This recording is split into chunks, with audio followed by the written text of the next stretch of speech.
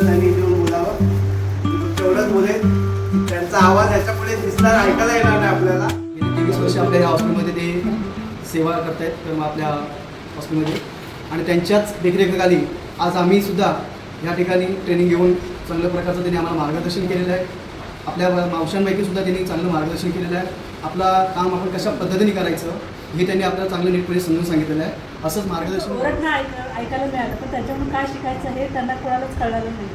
त्याच्यामुळे खूप आज वाईट वाटतं आहे की त्या रिटायर होतात म्हणून, पण त्यांना असं दीर्घ आयुष्य लागतं की सुनंदा मावशी अशी आहे तसे.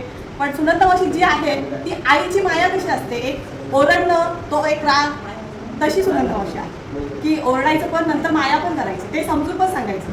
ते कोणी समजून घेतलं ती सुनंदा मावशी. हॉस्पिटलमधून मी एक वेळा तर मी दुपारच्या वेळेस घरी निघून गेलो होतो.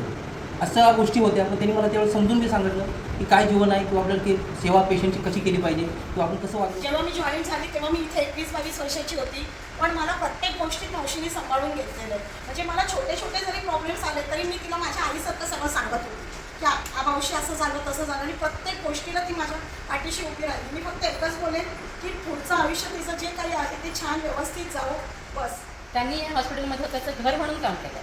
म्हणजे प्रत्येकाने असं करावं, आपली एक जागा तयार करायची. त्यांचं घर जसं आपण आपलं क्लीन ठेवतो आणि कुठे कंप्लेंट्स नको, सिंगल कंप्लेंट्स नको. जसं माझ्या स्टाफकडे लक्ष ठेवणं, सगळ्यात नवीन आलेल्या मावशी मामा यांना शिकवणं. कुठे सिंगल कंप्लेंट आमच्याकडे असायची पण ती ठीक आहे, तर सोल्युशन काढायचं त्याच्यावर.